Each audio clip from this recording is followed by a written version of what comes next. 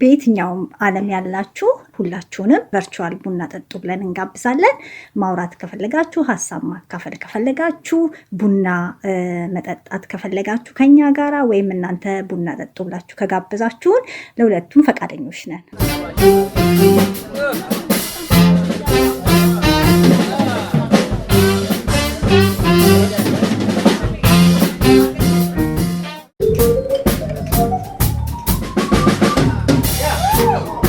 So now we are set, I think.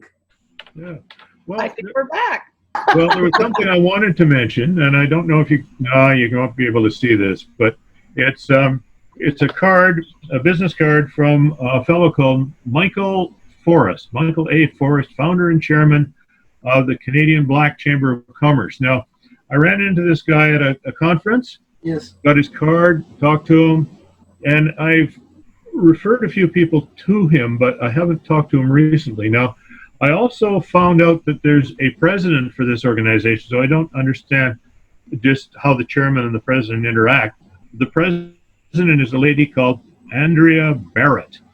So I'm going to call him sometime in the next couple of weeks and just reintroduce myself to Michael and see what the organization is doing. Now, the reason I mention it, because I think that is one of the ways that in Ontario, particularly Toronto, that people can get ahead.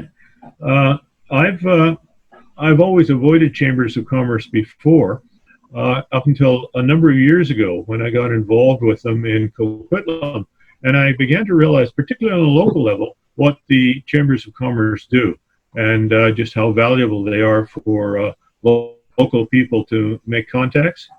I also watched a Japanese Chamber of Commerce grow in Vancouver, and I was not a member. I had a chance to join, but I belonged to too many things at the time. But I'm going to check this out and talk to Michael Forrest and try and get a better idea of just what they're doing. Because if you're a small business person and you're from a particular ethnic group, one of the ways that you can make contacts is through a local chamber of commerce. So I don't know if either one of you have had any contact with this Black Chamber of Commerce? No, but I remember that when we had our discussion previously with Garrison, we talked about moving forward with the media literacy and civics. And I think it would be, I know I mentioned it at the time, I think there's 100 different diaspora papers in Toronto alone. Mm-hmm. And we need to have them on board with developing this curriculum so that all voices are heard going forward. Mm-hmm. Really important. It's very, it's really important, not only for the marginalized group of societies and for ethnic medias, but even, at the higher level where you consider people know, about media and, the pillars of democracy, but some people have no clue and they don't care. Well, and we need to empower the youth. The youth of these communities need to feel empowered. We need them writing about their experiences and talking about their experiences, good and bad, so that we can fix things and try to make it better. And that's, to develop the curriculum outside of that would be terribly remiss. We have to have media leaders of all backgrounds. Absolutely. In the ethnic media and in the community media levels, what are the challenges that they're facing? Well, one of the challenges is that, to be perfectly honest, until I really met you, Garrison, I didn't realize how diverse and how much other media, what you call other media, shouldn't call it other media, was out there. And there needs to be more of a bridge. We've talked about the bridge. We have to bridge that gap. It shouldn't be either or. They should, you should be on the CBC at some point. You should be on CTV some point. We've got to connect that's the role of communications and media, is to hear those voices. And obviously we're segmented in it right now. We shouldn't be that way. We need to make it more diverse and cross-platform. The next question I want to ask you, Mardi, is how do we make a bridge between the mainstream and the local media? There are issues, there are news that generate in the community level, but they didn't get a chance, to go to the mainstream media. So the mainstream media have no eyes and ears for the local media. So we need to have some kind of bridge in between. It's difficult because mainstream media, so to speak, as people refer to it, has downsized so much, and there's the resources are not there. They are struggling, whether it's print, whether it's broadcast, because of technology to a certain degree. And as you can tell, social media and people with phones are what have triggered this discussion that we're having right now and what happened with George Floyd. So we need to reach out, I believe, to the mainstream media and say, you want to hear the voices, you want to listen, here's where you should be listening. And that can be the bridge. Calling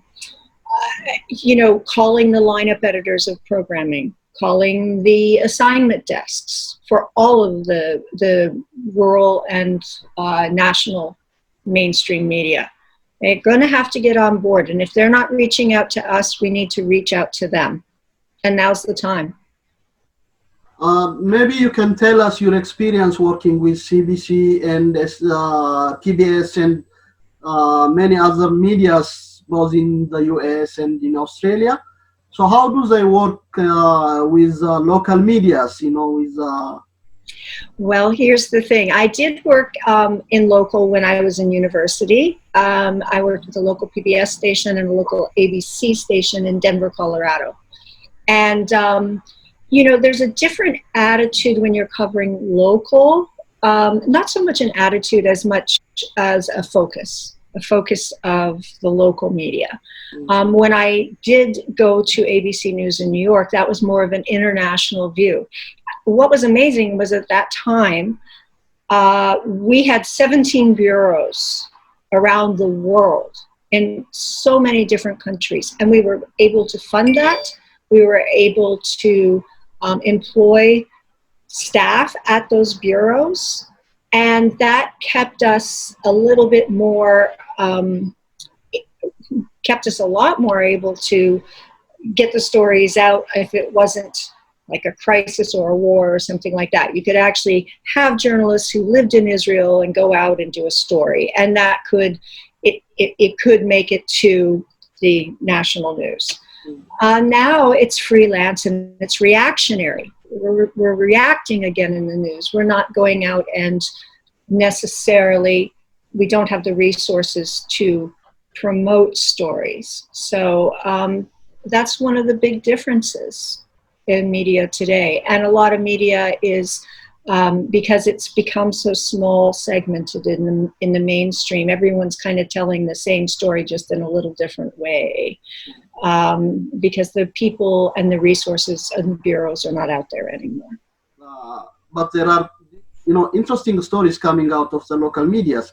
So if we have some kind of bridge, hopefully there is a chance of telling those stories to the wider audience. I think there is a possibility. I think we really have to look at the stories of immigrants. We have to look at the stories of refugees. Yeah. We have to look at the stories of our indigenous and all of our ethnic groups that we have here. Our diversity, I do believe, is our strength. Unfortunately, in the United States right now, they're having a crisis of their diversity because they have a system, like you say, parliamentary, David. They don't really understand it. They think it's a holdover, which it is, from monarchy. And that's the one thing Americans, that's what the Declaration of Independence was about, to cease that. And, one of my biggest worries in the United States is the way judges are being appointed right now, because the judicial system has not been supportive of people trying to move forward, people of color, people of, in regards to different states and different legislations and different laws. The lynching law is a perfect example, So they've got a bit of a crisis going on judicially as well. And hopefully we can avoid that here in Canada. David, maybe you can comment on this. Do you believe the local medias can play a role in changing the racial, the systemic racism and anything related with racial problems in Canada? And well, I think the simple answer is yes, because people read the local media. Now, you and I live in the same area, and as you wander up and down Roncy, you probably go into stores. From time to time, I'm searching for a newspaper, and I can't find one. But I can find lots of newspapers, but they're all in Polish. And your little newspaper, I've read every copy. I haven't come across too many copies, but I've read them, and I've read the English parts. And you are trying to bring in local news too. Your comments on Arif, I was glad to see them, and I pointed out at an executive meeting that you had mentioned Arif, and he was kind of interested. Oh yeah, I'm in this Ethiopian newspaper. This is great, but trying to coordinate all this is a little bit difficult. Now, I'm from when I keep comparing Vancouver to Toronto, I haven't lived here long enough to do it fairly. But in Vancouver, there's basically two kinds of regular newspapers. The English newspapers and there's the Chinese press. And I pick up the Chinese press from time to time. Not that I don't buy it. I just either pick it up if it's a free copy or if somebody's left it there, just to check the headlines. I can often read the headlines. I just can't read the commentary. And I suppose if I'd been a better student when I was a student, I'd be better off. But I like comparing the two of them whenever I get a chance. The thing is trying to get all the newspapers to work together. And there's one newspaper that I like. It's called the Epoch Times. Now, Epoch Times is, the only way to describe it is it's a very Chinese newspaper, and it's very anti-communist. Now, sometimes I read a story in the English section and I think, okay, I'm going to have to research this further. I'm not sure these people have got a level approach to this. However, most of the stuff is very accurate, and some of it, particularly when it's non-political, is very interesting. However, the Chinese version of the Epoch Times is totally different. And how do you get all these different newspapers working together? Well, maybe through organizations, maybe through a chamber of commerce, maybe just an association of neighborhood and ethnic press, trying to get different ethnic presses to have an English section where they can at least highlight some of the things. And if they have translations, maybe it's too expensive to print a translation, but maybe a translation can go up on a website, and in the article it can refer you to the website if you want a fuller explanation. So I think, and I think there's another part to your question too, but that's the part that I caught. I'm really in a learning stage. I'm trying to find out what makes Toronto tick. And I used to say when I got here, I'd ask people, "Are you a Torontonian? And can you tell me a little bit about yourself?" People were not too happy to hear that question, so I try and work it in as I get around, and I try and find some kind of common interest. I've met so many different black citizens when I came here. Some of my interactions have been very positive. I remember meeting a young guy from Scarborough who, in a workshop, and he was framing, and he wanted to.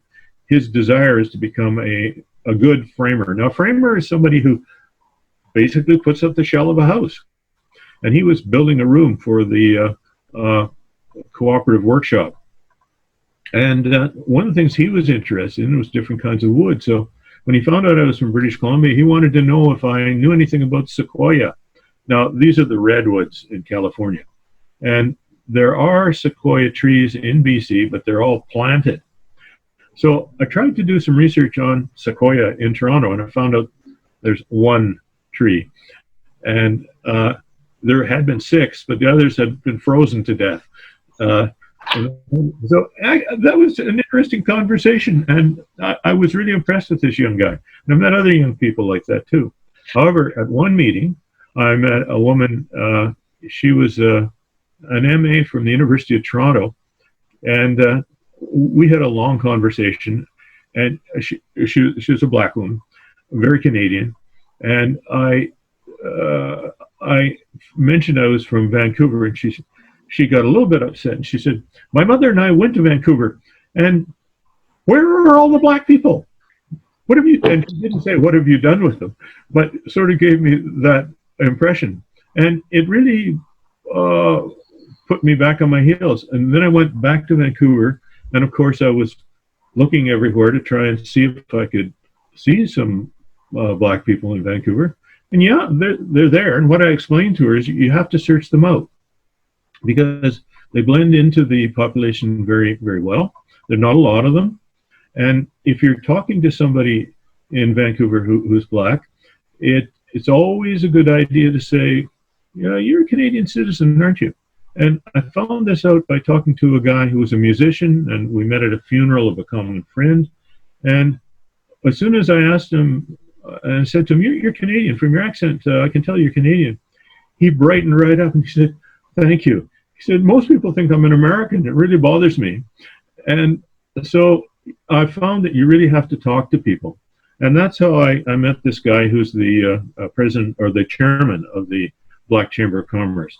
And I've found that in other situations too. Now, it hasn't always been positive. And Marty and I have run into a guy who passes himself off as an historian.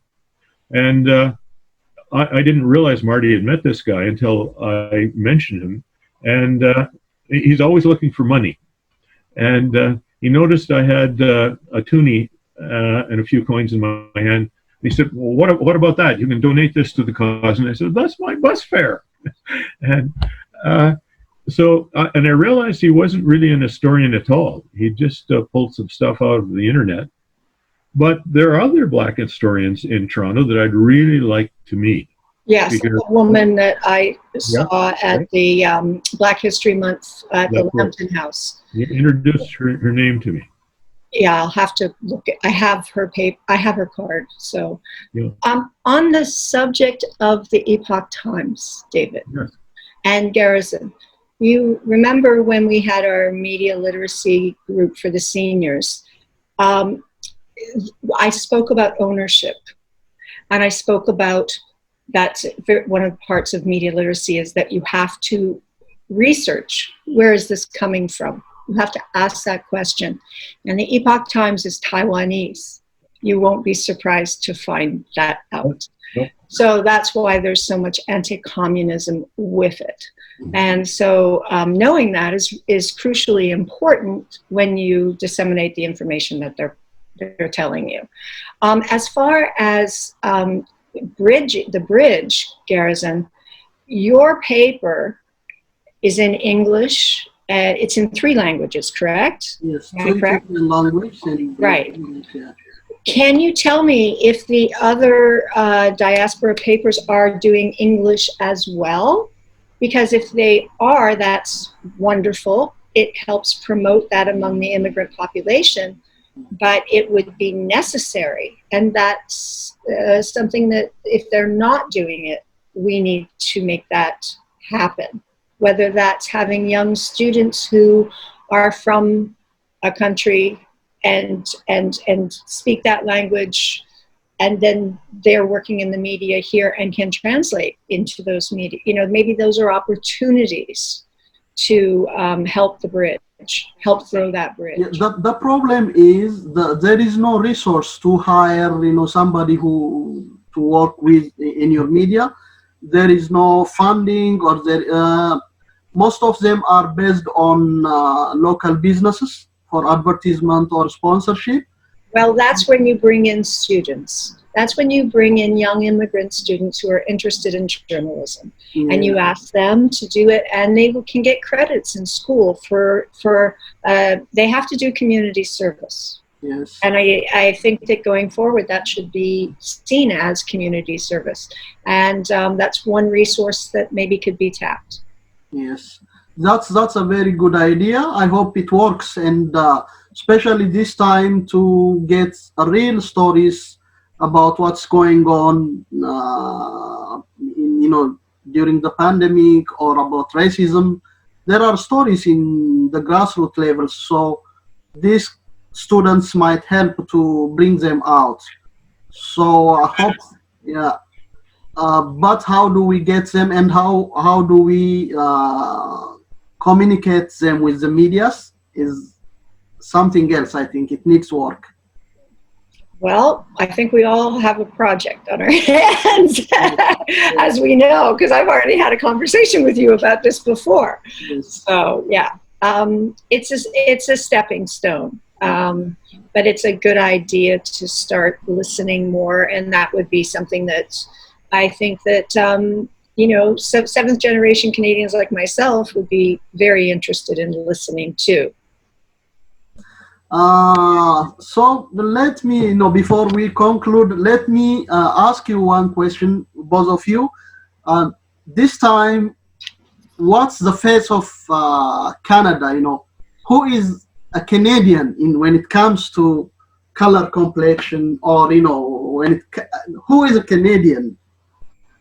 Something I've given a lot of thought to over the years, and I have the standard answer, but I'll try and make it quick, and I'm very interested in hearing what Marty says, because she's from a loyalist background. Now, you may not be aware of the United Empire Loyalists, but my maternal family was a loyalist as well. These are the refugees from the American Revolution, and most new Canadians haven't a clue. Many regular Canadians have only a vague idea, but the Loyalist roots go back a long way in Canada, and of course mainly Ontario, and that's where my ancestors came from, was from Ontario. They moved across the country over about 3 generations. So what's a Canadian? First of all, I think citizenship is important. You can't really call yourself a Canadian if you don't have Canadian citizenship, or at least you may have changed your citizenship, but you're originally Canadian. Now, the other thing is, I think you have to want to be Canadian, because I've run into a few people, very, very few, who don't really like the place. And this is too cold, don't like the people, just don't like anything about Canada. But I haven't met too many of them, just 1 or 2. And I think the third important thing is, so you have to be a citizen, you have to want to be a Canadian, and well, there's a third reason, but unfortunately it slips my mind at the moment. The third thing is you have to speak at least one of the official languages. Now, if you don't, but you're a Canadian citizen, you're still a Canadian. Because Canadian citizenship confers Canadianness on somebody. So 3 points. 1, speak an official language. 2, you have to want to be a Canadian. And 3, you have to have citizenship. And that is my definition of a Canadian.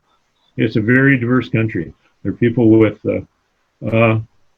ancestry goes back 7 generations, but you talk to those people and you find that their ancestry may actually go back several hundred years more, because if they have any Aboriginal background, then they'll have even a longer ancestry in Canada.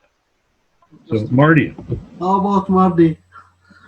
Well, I actually concur with David on his definition of what it is to be Canadian. I don't think it has anything to do with skin tone. You know, I have a saying, bones are white, blood is red, everything else is just skin tone. I think what's important is the 3 points that David has mentioned. That's how I'd like to define Canada, that you want to be here, that you're a citizen, and that you can speak one of the official languages is a wonderful thing. Doesn't mean that we want to take away anyone's ability to speak their own language. We want to enhance that. We want to make them feel comfortable in their environment. And I think that, you know, when you see things like the Ukrainian festival and the Polish festival, I think we try to embrace that. I really do. And I'd like to believe that we will continue to embrace that sort of thing. I kind of want to close with a little bit of a personal story. My stepfather he was originally from Mississippi, from a farmer from Mississippi. And he lived in Memphis, Tennessee, and post civil rights movement in 1974, he worked at a Chevrolet dealership, and he promoted a black man to a management position. Mm. And for all intents and purposes, he was probably the first person in that area to do something like that. And he lost lifelong friends over his choice, but he also gained friends over his choice. He always said, I promoted the best man for the job. What's very interesting is when my stepfather was dying of cancer, he was married to my mom, and they made a trip to Canada. And he said that he liked it so much that it felt easier than the American South. There's a real tension in the American South. It's been palatable, even though we haven't had people out protesting in the streets for a long time.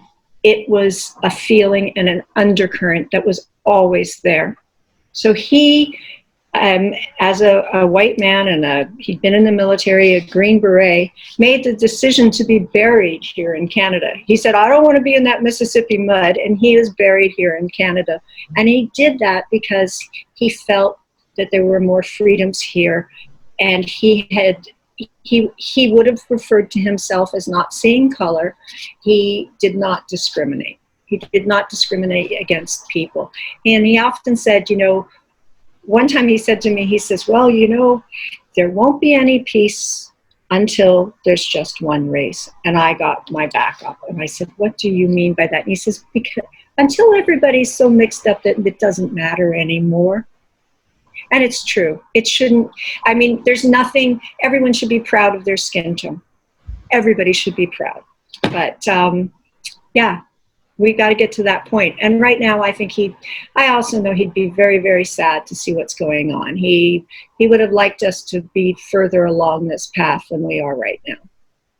Interesting, Mardi. Thank you very much for sharing this beautiful story. And hopefully, before we wrap up, I want to give you one more chance. What you see, what you wish for the future, what kind of future we have ahead after all this turmoil. And with that, we conclude our conversation. I thank you very much for your time and insights on this issue, David and Mardi. Okay. Thank you. Thank you. Thank you so very much too. Oh, you. I need your last point. What you wish for the future? Go for it, David. Well, what I wish for the future is that, and this harkens back to Pierre Trudeau, when he was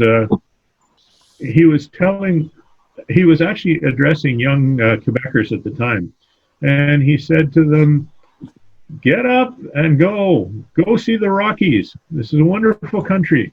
Try and learn more about it." And what I want to see in the future is that not that regionalism disappears, because actually regionalism can be very positive in some ways, But I would look for a future where all Canadians would have an opportunity to learn more about this country and be able to travel economically. I wouldn't say freely, because you can travel anywhere in this country freely, but it's not always economical. And I would like a chance for all Canadians to get to know more about this country. I think I know a lot about the country, but there's an awful lot of places I've never been to. I've never been to the Northwest Territories or to Nunavut, and I've been to Yukon several times. I haven't been to Newfoundland, and I don't know a lot about the Maritimes. But that's what I would hope for in the future. Thank you very much, David. Mardi? I am hoping and I believe that we are at a paradigm shift point, like we were in the 60s. And I would like to see progress. I don't want all of this effort and voices going to waste anymore.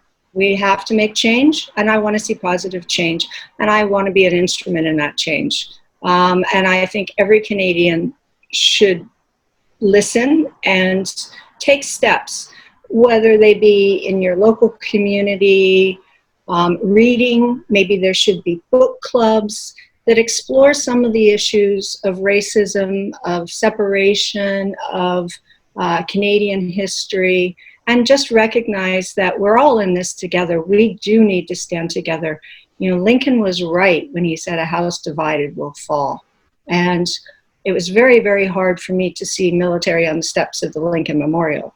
Because, as I say, I have family in the United States. I have so many friends in the United States. And to see that is painful. 150 plus years after the Civil War, that on the monument where Lincoln spoke and said, all men are created equal, that obviously it's not a reality in the United States, or else the military would not be standing there protecting it.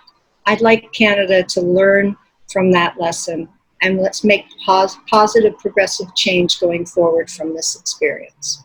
Wonderful. Thank you very much. And I wish all the same. And thank you for joining me in this conversation. Thank you so much for having us, Garrison. Thank you very much. Thank you. Thank you. Thank you, David. Bye. Have a great day. Ciao. Ciao. Bye-bye, everybody.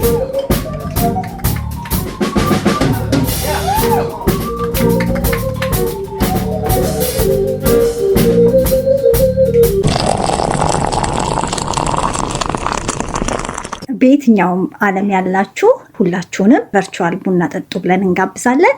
ማውራት ከፈለጋችሁ፣ ሀሳብ ማካፈል ከፈለጋችሁ፣ ቡና መጠጣት ከፈለጋችሁ ከኛ ጋራ ወይም እናንተ ቡና ጠጡ ብላችሁ ከጋብዛችሁን ለሁለቱም ፈቃደኞች ነን።